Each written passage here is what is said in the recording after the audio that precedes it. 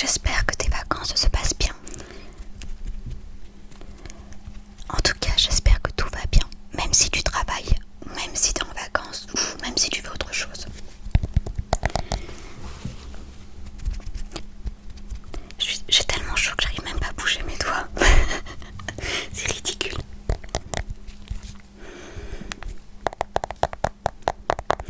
Aujourd'hui, avec l'accord de La Plume en mémoire, donc une auteure sur Wattpad, on se retrouve pour le deuxième chapitre du tome 1 de Œuvre d'art. Une histoire magnifique que j'adore.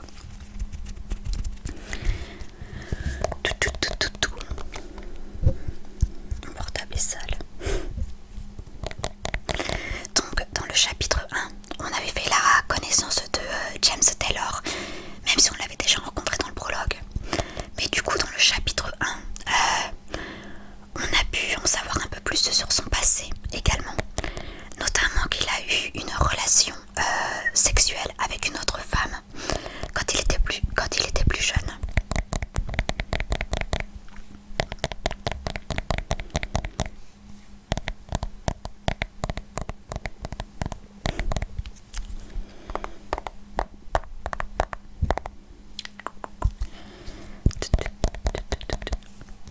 Et sinon, à la fin du chapitre, il avait rencontré une femme, sauf qu'il lui a dit qu'il était marié, parce qu'elle commençait un peu à flirter avec lui. Donc là, je vais te lire le chapitre 2. Il faut juste que je me connecte sur Wattpad. Mince. Alors...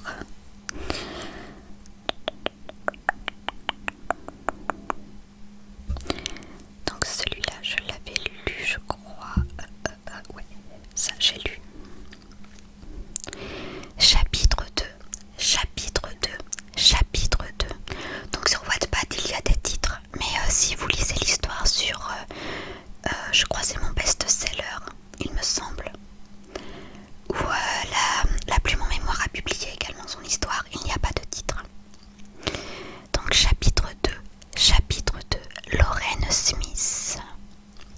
J'avais emménagé au 4e et dernier étage dans un loft spacieux et lumineux, non loin de la place du Calvaire, entre l'espace Dali et l'atelier Picasso du 18e arrondissement de Paris. Le nom du quartier trouvait son origine à l'époque gallo-romaine, où un temple dédié à Mars, dieu de la guerre, se trouvait sur la butte à l'emplacement de l'actuelle église Saint-Pierre. Montmartre était devenu, avec le langage populaire au fil des siècles, Montmartre.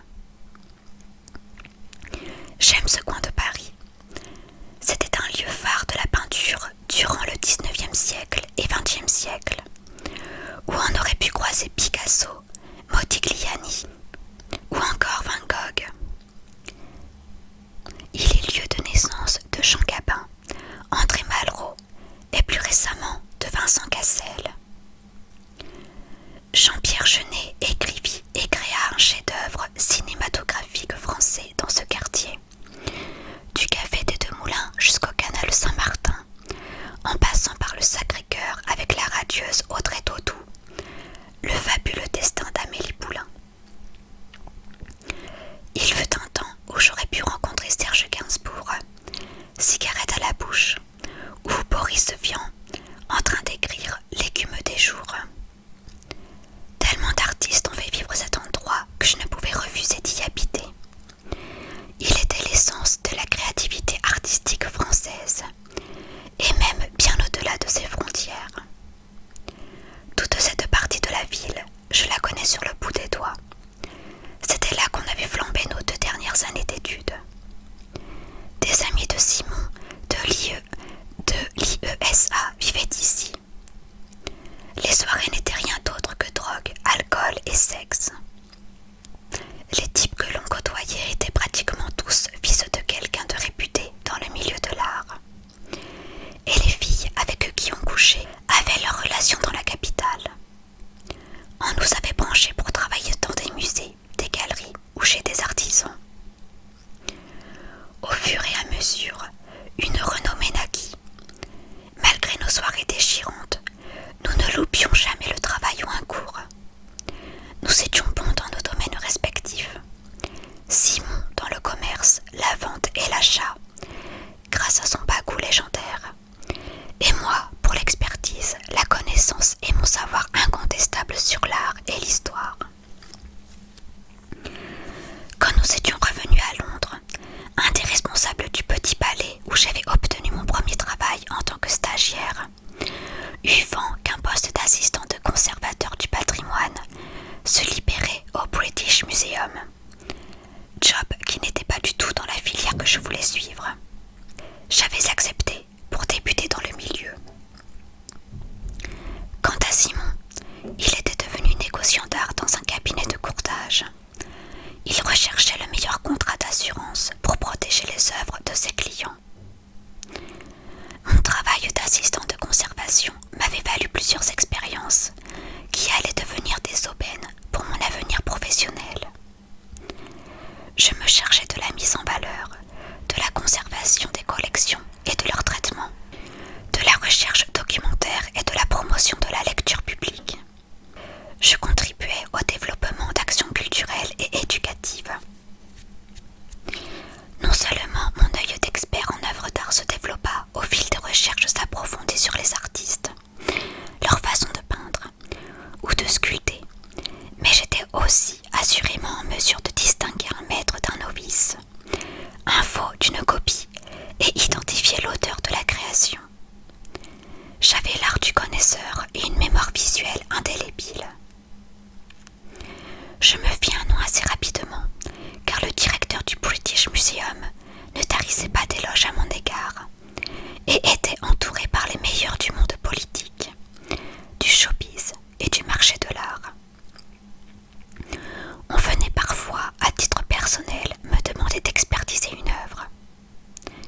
Lors d'un vernissage, j'avais rencontré Lorraine Smith, la femme la plus érudite dans le milieu de l'expertise des années 90. Ce soir-là, elle était radieuse, raffinée et élégante. Elle tenait place, droite et digne, face à tous ces hommes qui lui faisaient des courbettes. Quelle femme, m'étais-je étonnée. Dès le premier regard échangé, elle m'avait impressionnée. Elle avait repéré quelque chose de prodigieux en moi, disait-elle. Elle m'avait proposé de travailler dans sa galerie, la Smith Art Gallery. C'est ainsi que j'ai démissionné du Grand Musée londonien pour venir travailler à la galerie d'art du quartier de Soho. Une entente particulière s'était créée dès le début avec Lorraine. J'avais presque 25 ans et elle 10 ans de plus. Très vite, des rapports extra-professionnels virent le jour. Durant cette période instable de notre couple, elle m'avait initié au code des couleurs et au nom et au nombre, enseigné à interpréter les symboles cachés dans l'art, en dehors de l'apprentissage catégorique qu'on nous inculquait à l'école. Je dus assimiler impérativement tous les versets de l'Ancien et du Nouveau Testament, puis du Coran, ingurgiter des tonnes de classiques littéraires, de mythologie et de sagesse philosophique des quatre coins du monde. Il fallait que je décrypte de près tous les messages subliminaux que le destin me dictait. Les signes et les symboles faisaient partie de sa vie. Il se devait pour elle que ce soit le cas pour moi aussi. Quant à moi, je dus lui faire connaître quelques